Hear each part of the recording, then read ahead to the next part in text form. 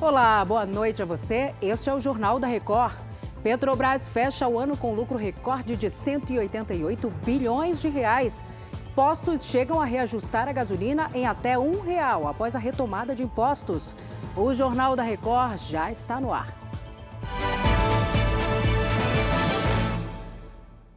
Oferecimento: cartões Bradesco, muito mais benefícios.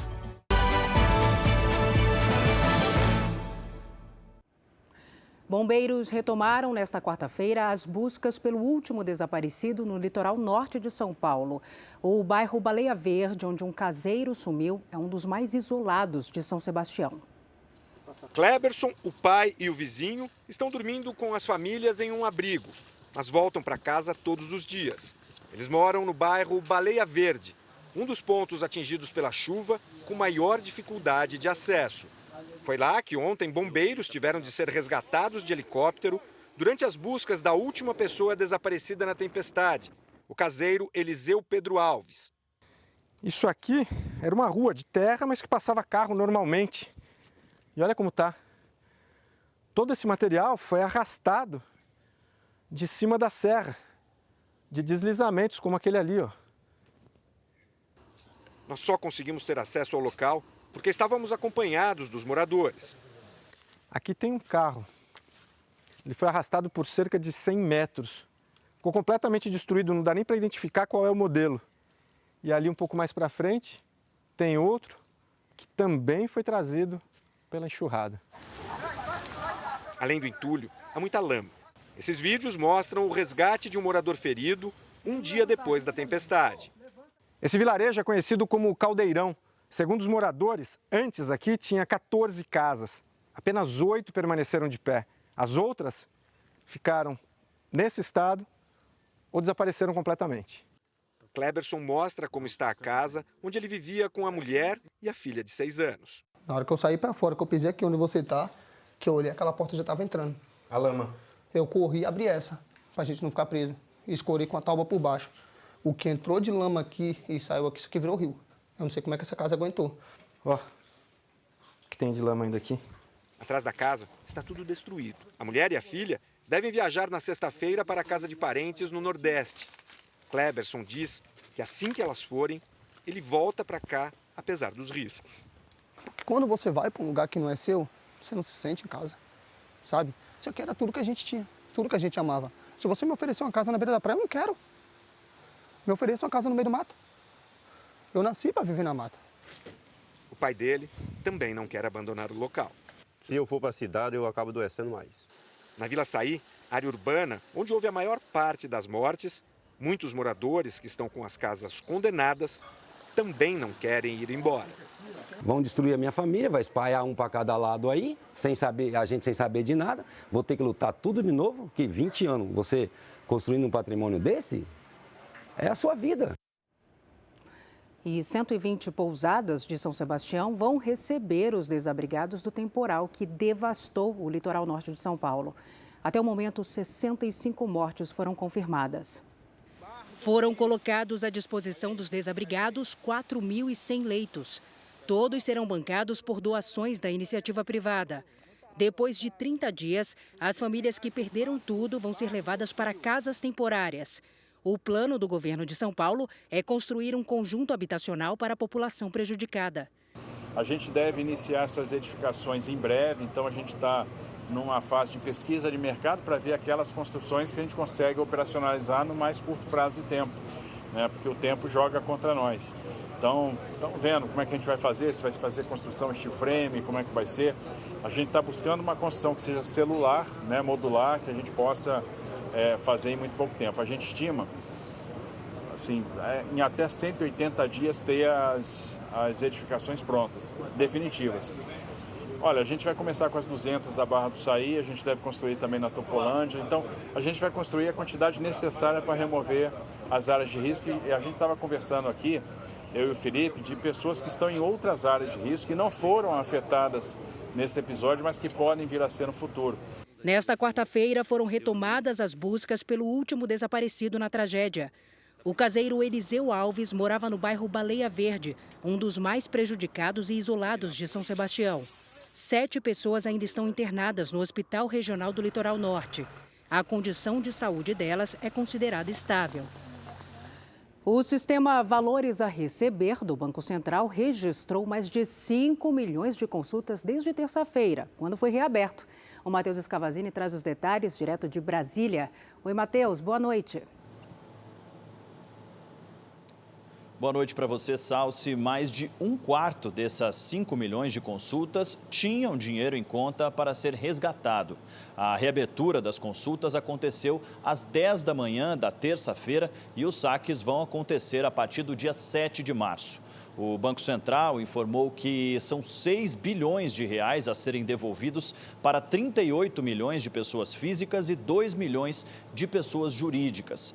A novidade dessa vez é que o serviço vai oferecer sala de espera virtual e consultas sobre valores de pessoas que já morreram. A maior parte desses valores se refere a contas corrente ou poupança encerradas com saldo disponível, recursos não procurados de grupos de consórcio encerrados e parcelas ou despesas de operações de crédito. Salsi. Obrigada, Matheus. Já conversamos de novo. Depois de voltar a cobrar impostos federais sobre a gasolina e o etanol, o governo quer agora mudar as regras que definem o preço dos combustíveis fixado pela Petrobras. A volta dos impostos pesa mais na gasolina. São 47 centavos a mais. No caso do etanol, o acréscimo é de 2 centavos. Com menos tributos no etanol, o governo quer incentivar o consumo desse combustível, que tem fontes renováveis e é menos poluente. Além da reoneração dos combustíveis, o governo vai tributar por 4 meses as exportações de petróleo bruto, o terceiro produto mais vendido pelo país.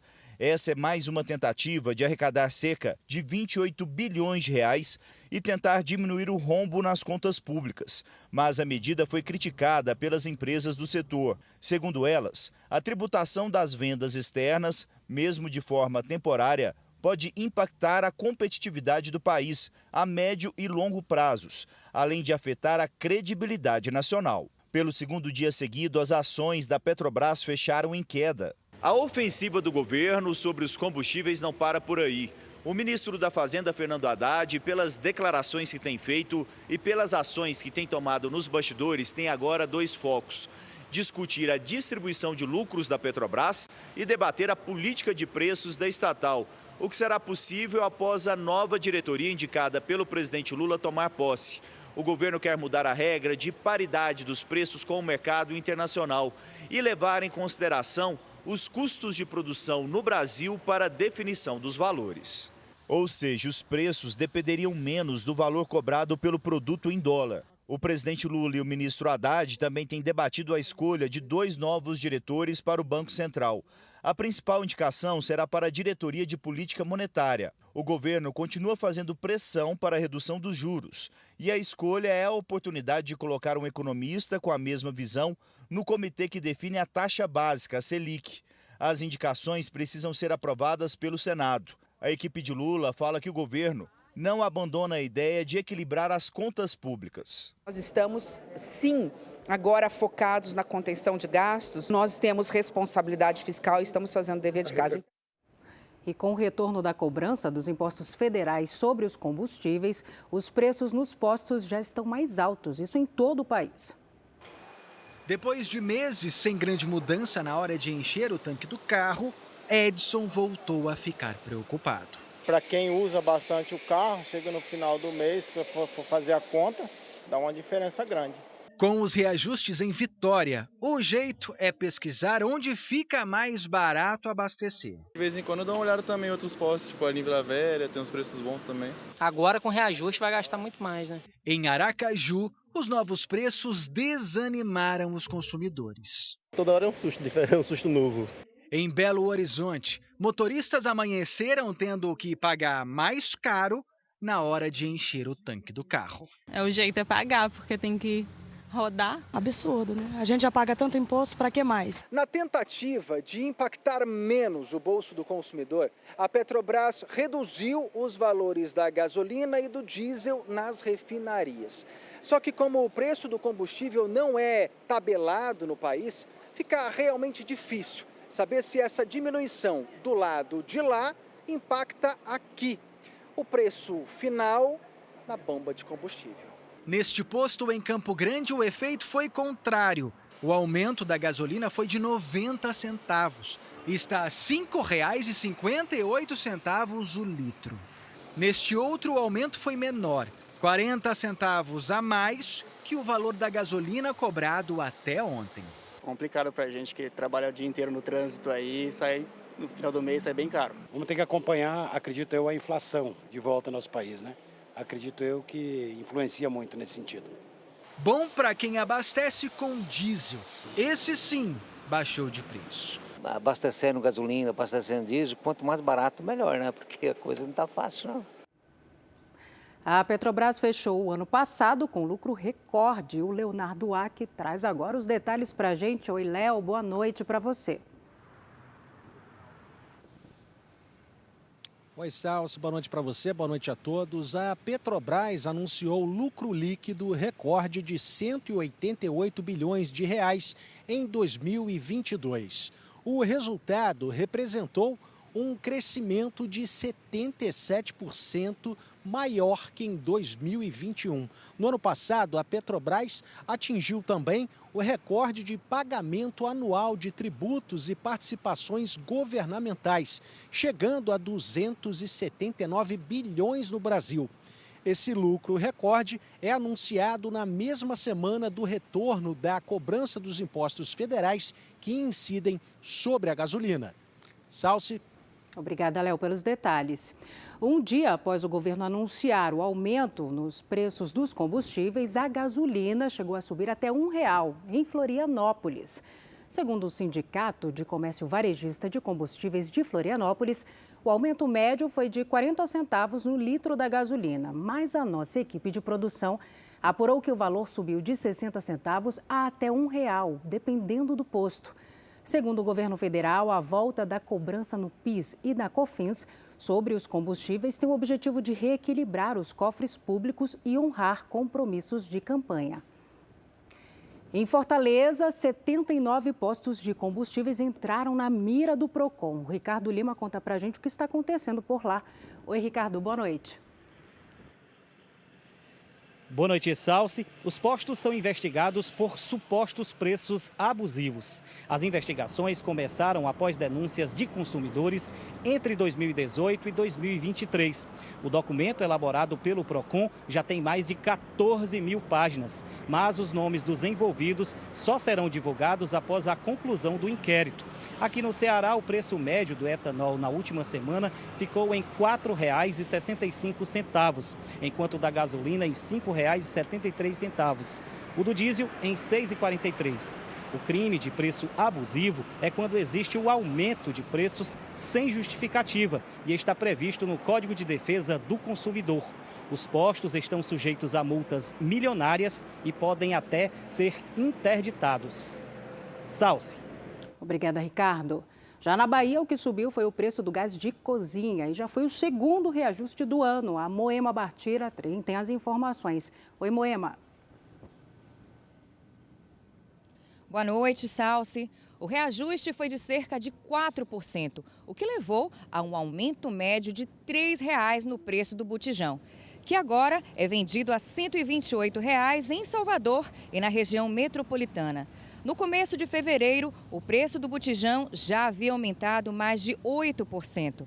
Desde o começo do ano passado, o preço do botijão do gás de cozinha já subiu mais de R$ 32 aqui em Salvador. Quem determina o preço do botijão de gás na Bahia é a Selen, companhia que administra o gás no estado, ao contrário do restante do país, em que a Petrobras define o preço. Salsi. Obrigada, Moema. E não para por aí. A passagem de ônibus teve aumento de 9% em Curitiba nesta quarta-feira. Agora a cidade é uma das capitais com a tarifa mais cara do Brasil. A Simone Giacometti conta pra gente quantos curitibanos estão pagando. Oi, Simone. Boa noite, Salsi. A passagem do ônibus urbano de Curitiba aumentou 50 centavos. A passagem passou de R$ 5,50 para R$ 6,00. Com isso, o preço se igualou ao cobrado em Florianópolis e também em Porto Velho. A tarifa saltou de R$ 3,70 no início de 2017 para os atuais R$ 6,00. Muitos passageiros foram pegos de surpresa, porque o novo valor foi atualizado nas catracas apenas 8 horas depois do anúncio do reajuste. A urbanização de Curitiba, que administra o transporte público na cidade, afirmou que esse aumento ainda está abaixo do necessário. E segundo a empresa, o custo de operação do sistema, ele ficou muito maior do que o valor que foi aplicado ao reajuste da tarifa. Salsi. Obrigada, Simone.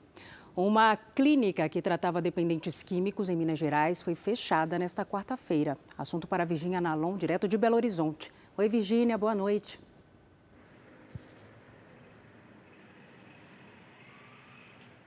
Ei, Salso, boa noite para você. Segundo uma investigação da Guarda Municipal, foram encontradas irregularidades na estrutura da casa e na medicação dos internos. Familiares relataram maus tratos, denúncia de cárcere privado, além de sinais de violência física e psicológica. No local estavam 91 internos, muitos deles idosos com necessidades especiais e sem a devida assistência. A casa cobrava mensalidades de até R$ 2.500. Um funcionário que estava na clínica foi preso. Os donos da casa não foram encontrados. Salsi. Obrigada pelos detalhes, Virgínia. O governo federal anuncia nesta quinta-feira o lançamento do novo Bolsa Família. O programa de transferência de renda será recriado por uma medida provisória e lançado em cerimônia no Palácio do Planalto. Todas as famílias beneficiárias vão receber um valor mínimo de R$ 600. Um valor adicional de R$ 150 será pago por criança de até 6 anos de idade. E mais R$ 50 serão pagos por cada integrante da família com idades entre 7 e 18 anos incompletos. As gestantes também vão receber os R$ 50 adicionais. O calendário de pagamentos segue o mesmo, respeitando a ordem do último dígito do número de identificação social, o NIS. Neste mês, os pagamentos começam em 20 de março. Segundo o governo, o Bolsa Família será pago a famílias que tenham renda mensal de até R$ 218 por pessoa. Para ter direito ao benefício, é necessário estar com os dados atualizados no Cadastro Único. O governo estuda ainda perdoar as dívidas das famílias que conseguiram o empréstimo consignado pelo Auxílio Brasil, o programa social do governo anterior. O grupo de trabalho que discute a proposta de reforma tributária na Câmara dos Deputados definiu nesta quarta-feira o plano de trabalho para as próximas semanas. Ficou decidido que, além de audiências públicas e reuniões administrativas, também vão ser agendados encontros nos estados para ouvir as demandas dos setores produtivos. Os trabalhos vão ocorrer pelos próximos 75 dias, prazo que pode ser prorrogado. O coordenador do grupo, Reginaldo Lopes, do PT de Minas Gerais, afirmou que o governo não vai enviar um novo texto ao Congresso. Eu acho que na semana seguinte esse relatório tem que ir para o plenário. A minha posição política, eu acho que é importante para ganhar força e a gente não perder a mobilização para a sua aprovação. Para agilizar a reforma tributária, serão usadas as duas propostas de emenda à Constituição que estão em tramitação na Câmara e no Senado há 4 anos. No primeiro momento, o foco vai ser alterar as tributações sobre o consumo. Uma das ideias debatidas é devolver parte dos impostos dos produtos para as famílias de baixa renda. Já os impostos sobre renda e patrimônio devem ficar para depois. Estamos desde 2019 discutindo Câmara e Senado também. Então nós vamos agora, eu diria, maturar esses textos, evoluir, modernizar esses textos, tudo que tem, e politicamente ajustar para que nós possamos votar, como disse o nosso coordenador, o mais rápido possível. Eu também defendo que após o grupo de trabalho concluir, né, o seu relatório, ele possa aí consolidar, nós, a partir desse relatório, nós elaborarmos o nosso relatório para levarmos ao plenário. O presidente da Câmara, Arthur Lira, indicou que pretende votar a proposta em maio no plenário. Depois, o texto vai ter que passar pelo Senado. E o presidente do Tribunal Superior Eleitoral, Alexandre de Moraes, defendeu nesta quarta-feira a regulamentação das plataformas digitais e redes sociais para evitar a disseminação de fake news. Participaram de um encontro na sede do TSE os representantes das principais plataformas. A conversa foi sobre uma eventual responsabilização das redes sociais pela veiculação de notícias falsas. O ministro Alexandre de Moraes afirmou que as redes foram instrumentalizadas por radicais, numa referência aos atos contra os três poderes em 8 de janeiro, e disse que é necessário agir. Conversando com o senador Pacheco, o presidente do Senado, com o deputado Arthur Lira, presidente da Câmara, uma regulamentação vai sair. Como vai ter uma regulamentação, é importante que seja uma boa regulamentação. O ministro Alexandre de Moraes também se reuniu recentemente com o deputado Orlando Silva, relator do projeto de lei para combater as fake news, e se comprometeu a levar sugestões da Justiça Eleitoral sobre o tema. O ministro definiu a criação de um grupo de trabalho para a apresentação de propostas e o encaminhamento de sugestões ao Congresso Nacional. As empresas apresentaram no encontro medidas que, segundo elas, estão sendo tomadas para coibir discursos de ódio, incitação à violência e atentados contra a democracia e as instituições na internet. O ministro do Supremo Tribunal Federal, Dias Toffoli, determinou o arquivamento de 2 investigações que miravam o ex-presidente Jair Bolsonaro após a aprovação do relatório final da CPI da Covid-19. Em julho do ano passado, a Procuradoria-Geral da República havia pedido o arquivamento do processo. Segundo Toffoli, cabe à PGR se manifestar pela eventual abertura de um inquérito. Por isso, as investigações devem ser arquivadas. A PGR, assim como em outros pedidos, alegou que não há evidências mínimas para instauração de processo criminal. E o café da manhã do brasileiro ficou mais caro no último ano. Alimentos como leite, café e o pãozinho tiveram aumento de preço acima da inflação. Para começar bem o dia, tem que ser assim. O café da manhã é a principal alimentação do dia, né? Mas pagar a conta da padaria não tá fácil. Parece um jantar, né? Falta só a luz de velas. O preço tá caro, tá bem caro. Tudo que a gente gosta no café da manhã subiu bem mais do que a inflação de um ano para cá. Enquanto o índice de preços ao consumidor aumentou 5,77%, o pão francês subiu quase 18%, o cafezinho mais de 11% e a manteiga disparou mais de 21%. Troquei o expresso pelo cafezinho da casa, porque se for todo dia a gente não aguenta não. Se a combinação mais básica já está cara, pior ainda é para quem não abre mão de um café da manhã mais completo. Obrigado. Em um ano, o queijo, por exemplo, subiu 17% e os ovos 20%. E isso na média nacional. A alta de preços varia de uma região para outra. E também o peso de cada item no custo dessa primeira refeição do dia. No Rio de Janeiro, café com menos leite, que subiu 23%. O bolo para acompanhar ficou 24% mais caro. E os cariocas, que preferem biscoito, gastam 15% a mais do que um ano atrás. Em Belo Horizonte, justamente na capital mineira, o pão de queijo teve alta de quase 21%. E o preço do suco disparou em Vitória, no Espírito Santo. Este analista diz que uma combinação de fatores encareceu os itens. Nós tivemos o problema de uma estiagem severa nos locais de grandes produtores de café, então impactou na produção do café e teve como desdobramento o preço. O pão francês, o Brasil importa parte expressiva do trigo, e aí como além de importar, o preço do trigo é pautado pelos preços internacionais, o conflito na Ucrânia, a escassez e a inflação em âmbito mundial impactaram no preço do pão. Nesse ano, os preços podem desacelerar.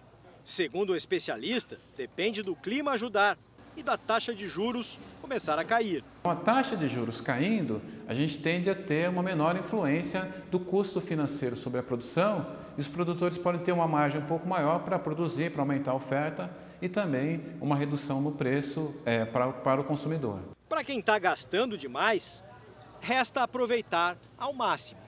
Pelo preço que está, a gente tem que ir mais devagar, aí, aproveitar o tempo, degustar, para poder valer a pena.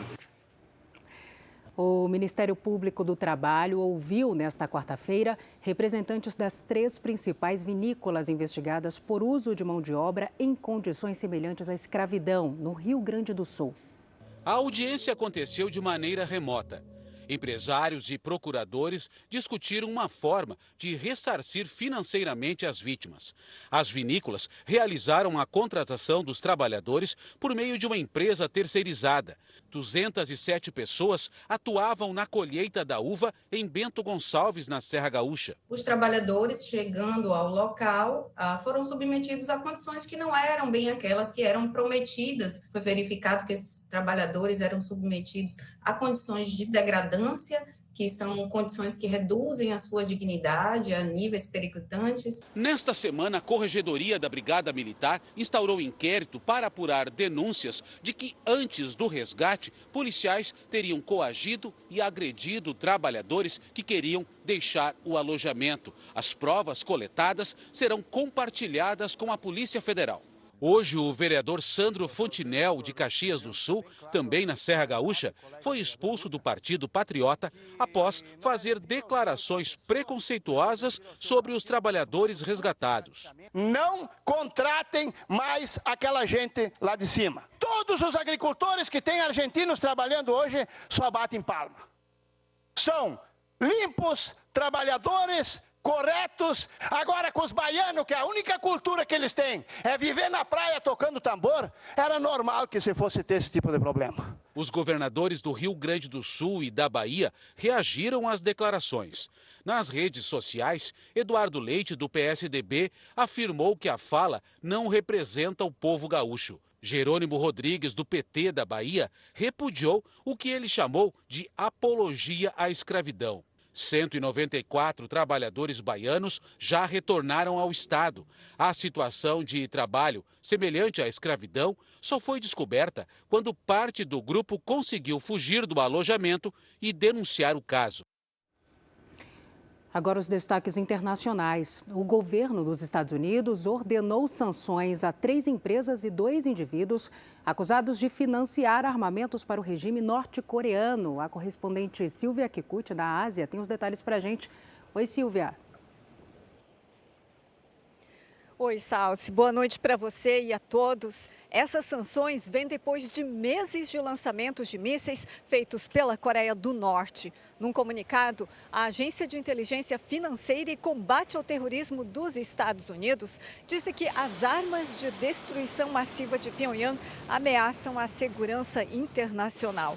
As empresas e indivíduos punidos foram acusados de repassar informações a agentes norte-coreanos e gerar fundos ilegais para o desenvolvimento de mísseis.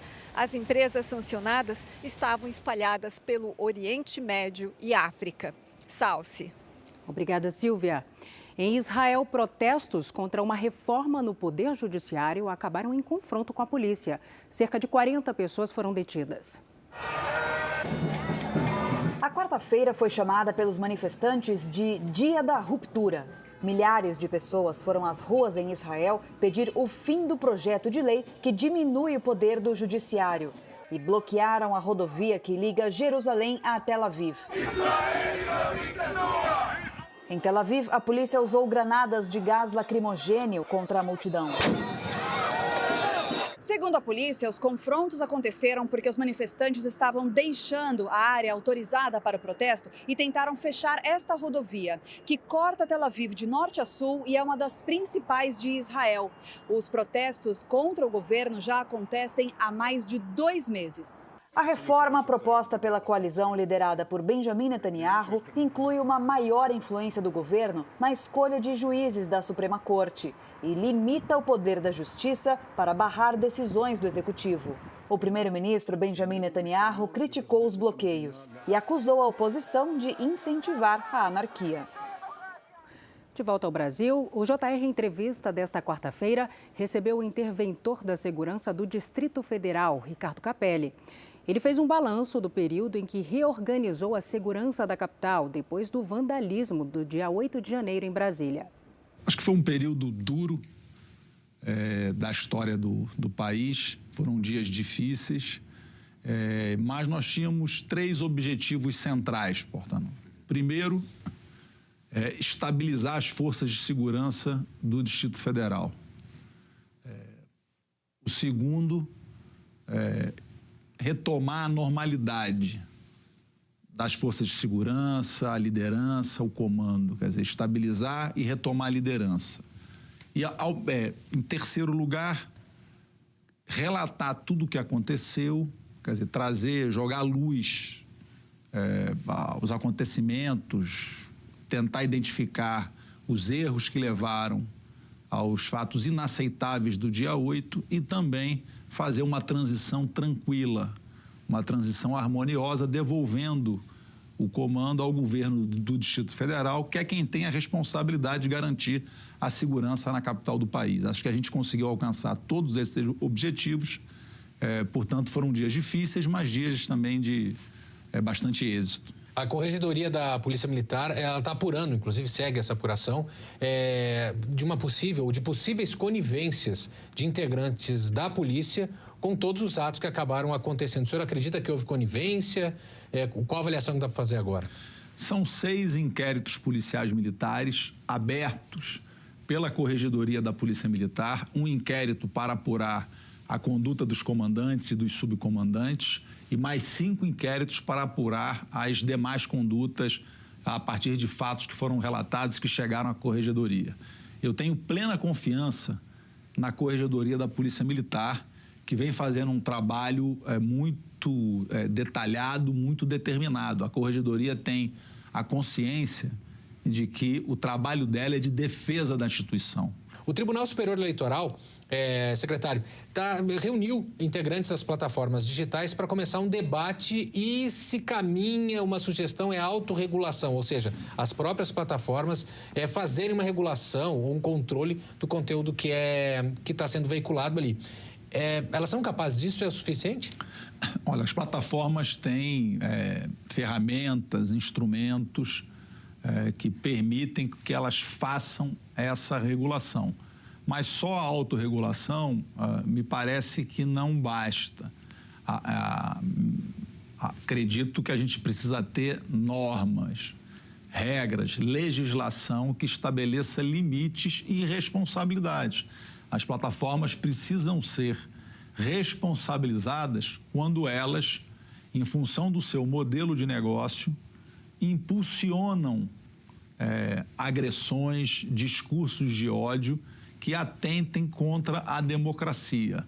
Então, a autorregulação é boa, mas talvez não seja suficiente. É importante que existam limites claros, legais, para que as plataformas cumpram essas regras. Voltamos com a correspondente Silvia Kikuchi e outras informações da Ásia. O Japão decidiu facilitar as restrições de controle de Covid-19 para viajantes que chegam da China. O que muda daqui para frente, hein, Silvia? Salsi, desde dezembro, o Japão exigia testes de Covid na chegada e também na partida dos viajantes para a China. Mas a partir desta quarta, esses testes passaram a ser aleatórios, abrangendo apenas 20% dos passageiros. Ainda assim, prevalece a exigência do teste negativo antes do embarque na China. A norma, que autorizava apenas 4 aeroportos para a chegada de pessoas da China, também foi retirada, o que deve aumentar o número de voos entre os dois países. Dos 21 mil passageiros que chegaram da China em janeiro, menos de 1% testou positivo para a Covid. Com você, Salsi. Obrigada, minha querida, pelas informações. E agora o futebol. Falta apenas uma rodada para o fim da primeira fase do Campeonato Paulista, que você acompanha aqui na Record TV. A maior surpresa dessa competição até o momento é o pequeno São Bernardo. Um time sem caras conhecidas, sem estrelas. O surpreendente São Bernardo disputa ponto a ponto a liderança do campeonato. Uma façanha para o clube que tem a folha de pagamento mensal de R$1 milhão. O Palmeiras, por exemplo, contra quem o São Bernardo vai jogar na próxima fase, gasta a cada mês cerca de 30 milhões. Eu acho que quando está dentro de campo, a gente se esforçando, fazendo o nosso máximo, eu tenho certeza que dá para a gente passar sim. Aquele homem de 44 anos é apontado como responsável pelo sucesso do São Bernardo. O técnico Márcio Zanardi trabalha no clube há quase 2 anos. Ele implantou uma filosofia de jogo que tem feito a diferença. O São Bernardo enfrenta qualquer adversário, grande ou pequeno, do mesmo jeito, com um futebol de muita marcação e um estilo ofensivo. A melhor defesa é atacar. Então eu quero quanto mais deixar o adversário perto do gol deles, é melhor para mim. Em quarto lugar na classificação geral, à frente de Corinthians e Santos, está o Água Santa. O clube só queria evitar o rebaixamento, mas já está garantido para enfrentar o São Paulo nas quartas de final. Sem pressão. O gigante é o São Paulo, é o melhor treinador, é o melhor elenco. Então a gente vai bem organizado para competir bem e vamos ver o que Deus prepara para nós. Este foi o Jornal da Record. Outras informações na primeira edição do JR 24 horas, às 7 da manhã. Você fica agora com Fala que eu te escuto. Boa noite para você. Cuide-se. Tchau.